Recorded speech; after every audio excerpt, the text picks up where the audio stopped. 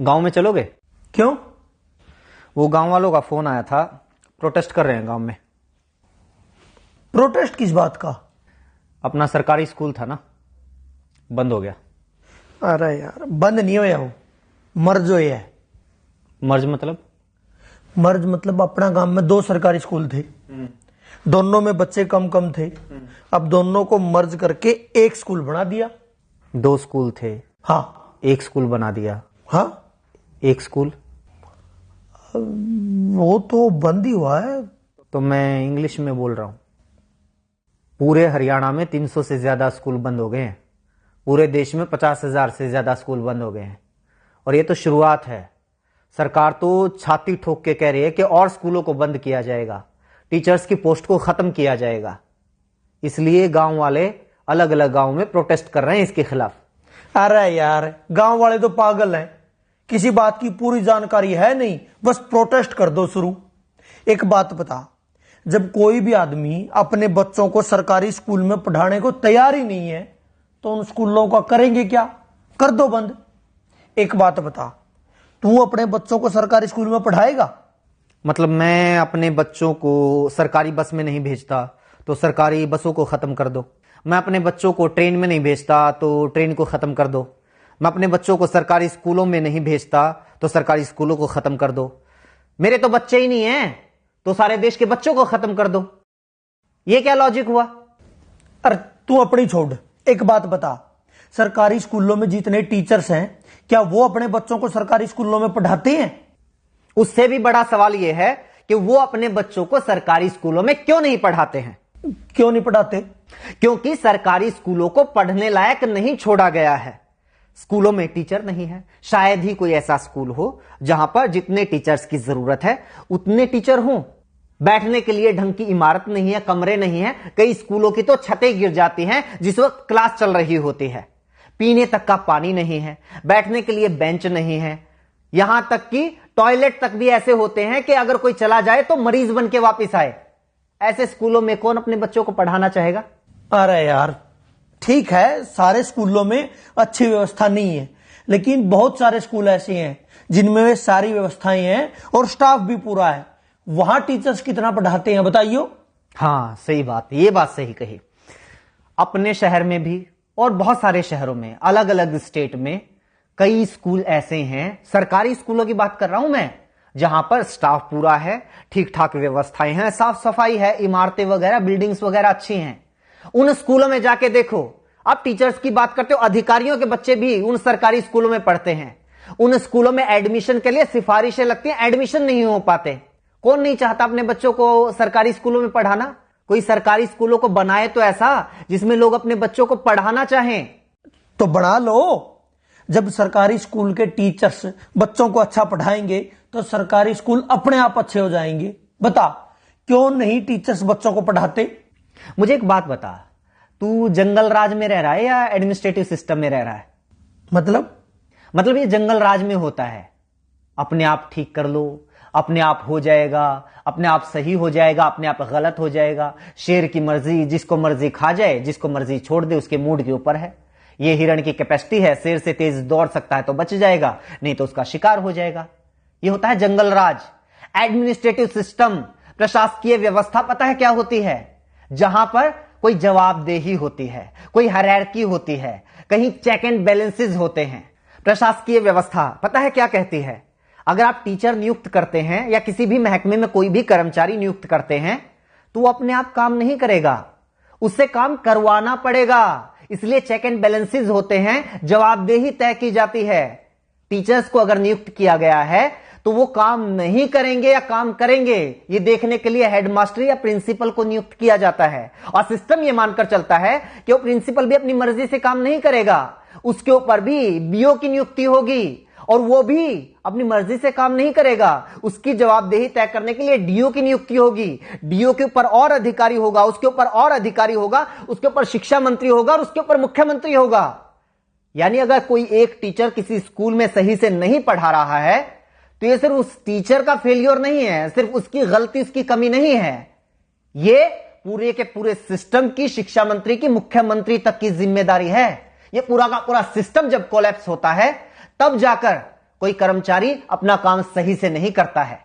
हद है यार, तुम तो ये कह रहे हो कि मतलब हिंदुस्तान के हरियाणा राज्य के जींद जिले के किसी तहसील के किसी गांव के किसी कोने में बने हुए सरकारी स्कूल में एक अध्यापक पढ़ा नहीं रहा तो उसके लिए जिम्मेदार शिक्षा मंत्री, उसके लिए जिम्मेदार मुख्यमंत्री है। उसका काम ही ये है।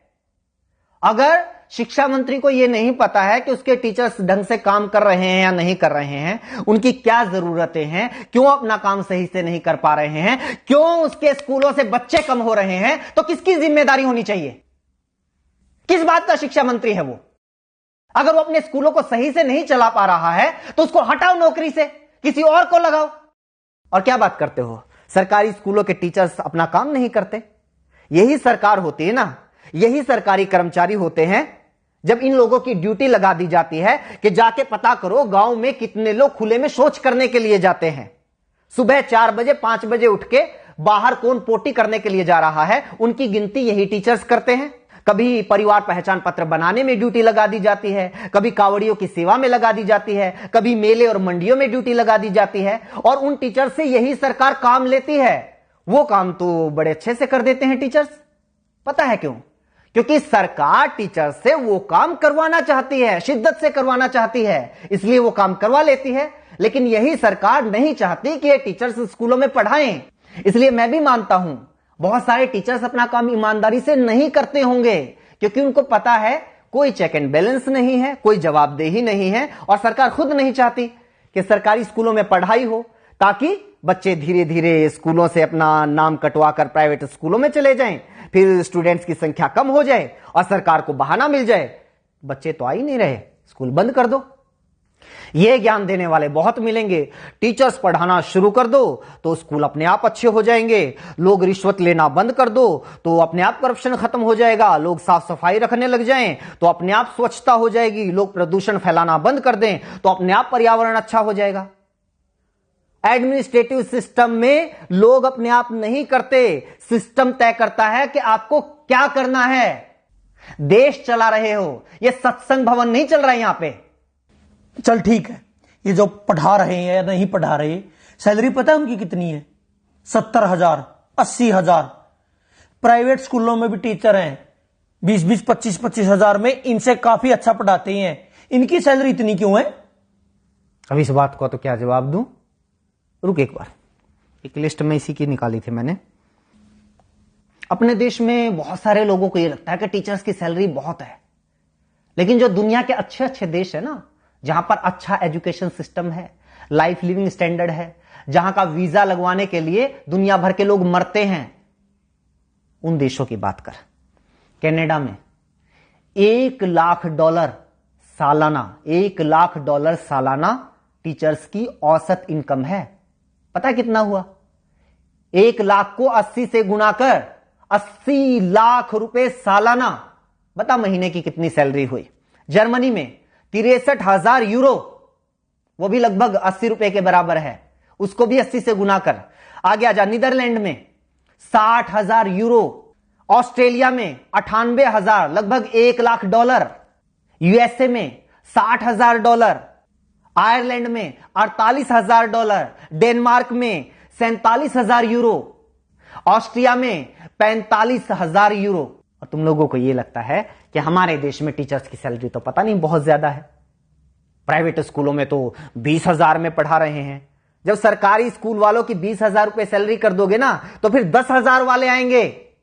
वो कहेंगे कि हम 10,000 में पढ़ाने के लिए तैयार हैं। और जब 10,000 सैलरी कर दोगे तो 5,000 वाले आएंगे। और जब 5,000 कर दोगे तो 500 रुपए वाले आएंगे कि हम 500 रुपए में पढ़ाने के लिए तैयार हैं। और जब 500 कर दोगे तो वो लोग भी आएंगे कि जी बस 2 टाइम की रोटी दे देना, हम तो उसी में पढ़ा लेंगे। और जब वो भी कर दोगे तो वो भी आएंगे कि रोटी की भी जरूरत नहीं है, सिर छुपाने के लिए बस छत दे देना तो हम पढ़ा लेंगे।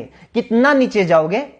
बनना तो अमेरिका कनाडा है, लेकिन नीतियां तुम्हें सोमालिया जैसी चाहिए। इसीलिए तो हमारे देश के जो अच्छे वैज्ञानिक हैं वो मौका मिलते ही विदेश में कट लेते हैं। अच्छे इंजीनियर विदेश में चले जाते हैं और अच्छे पढ़ाने वाले भी विदेश में चले जाते हैं। दुनिया का ढंग का ऐसा कोई विकसित देश उठाकर देख लो, वहां पर शिक्षा मुफ्त होगी या फिर बहुत थोड़ा बहुत खर्च करके कोई भी अपने बच्चों को अच्छी शिक्षा दे सकता है। स्वास्थ्य सेवाएं मुफ्त होंगी या फिर थोड़े बहुत खर्चे पर कोई भी अपना इलाज करवा सकता है। हाँ, ये आई बात, मुफ्त स्वास्थ्य सेवाएं मुफ्त, शिक्षा मुफ्त, ट्रांसपोर्ट मुफ्त। ये जो मुफ्त की रेवड़ियों वाला सिस्टम है ना, यही गलत है। क्यों दे भाई मुफ्त? एक तो ये बात गलती से मुझसे ही निकल गई, फ्री। फ्री क्या होता है? तो सरकार को टैक्स देता है, हाँ 28% तक जीएसटी देता है, दूध दही तक के ऊपर भी टैक्स है, पानी तक के ऊपर टैक्स है, कहीं इनकम टैक्स, कहीं प्रॉपर्टी टैक्स, कहीं जुर्माना है, कहीं टोल टैक्स, गाड़ी लो तो टैक्स, सुई लो तो टैक्स, हवाई जहाज लो तो टैक्स, 50 तरह के टैक्स देता है। पैदा होने वाले बच्चे से लेकर मरने वाले आदमी तक इस देश में हर कोई टैक्स देता है। एक भिखारी से लेकर अडानी अंबानी तक इस देश में हर कोई टैक्स देता है। लेकिन बदले में सरकार क्या देती है? अगर बदले में सरकार हमारे बच्चे को एजुकेशन तक नहीं दे पाती, बदले में सरकार हमारे बच्चे को हेल्थ सर्विसेज तक नहीं दे पाती, तो किस बात का टैक्स भाई? बात पता है क्या है? आज तो तुम लोगों की थोड़ी बहुत औकात हो गई है कि भाई 5-10 हजार रुपए महीने के तो अपने चिंटू मिंटू को पढ़ाने के लिए हम दे ही सकते हैं, इसलिए क्या करना है सरकारी स्कूलों का, करो बंद। अपने चिंटू मिंटू की चिंता है, लेकिन वो जो मनरेगा के मजदूर हैं वो कहां से लेके आएंगे भाई 5-5-10 हजार रुपए महीने की फीस? उनके बच्चे कहां पढ़ेंगे? मजदूरों के बच्चे, गरीब किसानों के बच्चे, उन लोगों के बच्चे कहां पढ़ेंगे जो लोग दिन में 100 रुपए कमा के लेके आते हैं और 80 रुपए का पौवा पी के सो जाते हैं बीवी को पीट के? वो बच्चे कहां जाएंगे? अगर ऐसी ही सोच कुछ साल पहले और लोगों की होती तो ना तो किसी मल्लाह के बेटे को अब्दुल कलाम देश के राष्ट्रपति बनना था और ना ही किसी चाय बेचने वाले के बेटे को प्रधानमंत्री बनना था। जाके पढ़ लो इन लोगों का इतिहास, जीवनियां। कौन से सेंट जोसेफ कॉन्वेंट स्कूल में पढ़े थे, इन्हीं सरकारी स्कूलों में पढ़ के इतने बड़े लोग बने हैं ये। और कॉन्वेंट स्कूलों में अपने बच्चों को पढ़ाकर चौड़ा होने वालों, याद रखना कुछ सालों के बाद अपने इन्हीं चिंटू मिंटू का नाम सरकारी कॉलेज, सरकारी यूनिवर्सिटी, सरकारी आईआईटी, सरकारी आईएएम, एनआईटी, सरकारी संस्थानों की लिस्ट में ढूंढते हुए मिलोगे। तब तो नहीं कहोगे कि ना हम तो अपने बच्चों को सरकारी यूनिवर्सिटी में नहीं पढ़ाएंगे, सरकारी कॉलेज में नहीं पढ़ाएंगे, हमें तो डीयू में एडमिशन नहीं चाहिए, पीयू में एडमिशन नहीं चाहिए, एमडीयू में केयू में एडमिशन नहीं चाहिए। तब भी पढ़ा लेना अपने बच्चों को प्राइवेट कॉलेज में या फिर प्राइवेट यूनिवर्सिटी में। पता है क्यों? क्योंकि प्राइवेट यूनिवर्सिटी से डिग्री करने वालों को तो मानते भी नहीं लोग कि ये सही डिग्री होगी, क्या पता फर्जी हो। ये रुतबा है आज भी सरकारी संस्थानों का, और कुछ साल पहले तक सरकारी स्कूलों का भी यही रुतबा था। लेकिन धीरे धीरे धीरे धीरे हालात ऐसे कर दिए कि आज सरकारी स्कूलों को बंद करने की मांग वो लोग कर रहे हैं जो खुद सरकारी स्कूलों में पढ़कर यहां तक पहुंचे हैं। मेरा ऊपर क्यों गर्म हो रहा है? मैं तो ये कह रहा हूं कि मतलब सारा सिस्टम ही खराब है। हाँ तो सिस्टम को सुधारो ना। ये क्या बात हुई? सरकारी स्कूलों को बंद कर दो, सरकारी अस्पतालों को बंद कर दो, सरकारी बस सेवा को बंद कर दो, सरकारी रेलवे को बंद कर दो। भाई ये सारी चीजें अगर सरकारी बंद हो जाएंगी, ये सारी चीजें प्राइवेट हो जाएंगी, तो फिर सरकार क्यों सरकारी होनी चाहिए? 20,000 रुपए में शिक्षा मंत्री भी मिल जाएगा, 25,000 रुपए मुख्यमंत्री भी मिल जाएगा। असल में तो फ्री में मिल जाएगा। असल में तो उल्टा मुख्यमंत्री शिक्षा मंत्री बनने के लिए पैसे देने वाले लोग मिल जाएंगे। इनको भी ले आओ प्राइवेट। सिस्टम को सुधारने की बात करो ना। टीचर्स को दोष देके नहीं नहीं बंद करो, इनकी ज्यादा सैलरी है। वैसे जितना इनका काम है ना, इनके लिए तो 10,000 भी ज्यादा है। मतलब मेरा चाचा का लड़का है, सुबेरे 8-9 बजे स्कूल में जाना, 2-2:30 बजे वापिस आ जाइए, संडे की छुट्टी, कई बार सैटरडे की भी छुट्टी, फिर होली दिवाली, मतलब छुट्टी पता नहीं कितनी छुट्टी होती है। तनख्वाह 60,000 70,000 रुपए। और यहाँ देखो दिन रात मतलब दुकान में काम करा, होली दिवाली कितने बार तो यार पता नहीं छुट्टी हुआ नहीं हुआ, 9-10 घंटे कम से कम दुकान खोलते हैं, दिन रात मेहनत करते हैं, तब जाके 2 पैसे आते हैं घर में। असली समस्या तो ये है ना, मेरी बुआ का लड़का सरकारी लगा हुआ है, मेरे चाचा का लड़का सरकारी लगा हुआ है, मेरे पड़ोस में सरकारी लगा हुआ है। पूरे मोहल्ले में एक बच्चे को नौकरी मिल जाए तो सारे मोहल्ले में आग लग जाती है। इस जलन का क्या करेंगे भाई साहब? बस लोगों को यह चाहिए कि भी हमारी एक आंख फूटी हुई है तो सामने वाले की दोनों फोड़ दो। और सरकार भी इस बात को बहुत अच्छे से समझ रही है, इसलिए तुम लोगों को बताती रहती है टाइम टाइम पे कि आज हमने किसानों की दोनों आंखें फोड़ दी, आज हमने मुसलमानों की दोनों आंखें फोड़ दी, आज जाटों की फोड़ दी, आज पटेलों की फोड़ दी, आज बैंक वालों की फोड़ दी, और अब ये सरकारी टीचर्स की फोड़ रहे हैं। तुम लोग खुश? लेकिन नागरिक तो उस दिन बनोगे ना, व्यवस्था तो उस दिन सुधरेगी ना, देश तो उस दिन आगे बढ़ेगा ना, जब खड़े होके कहोगे कि जी सामने वाले की जो दोनों आंखें हैं वो सलामत रहनी चाहिए और मेरी एक आंख फूटी हुई है उसका इलाज करवाओ, तब पता चलेगा सरकार क्या करती है।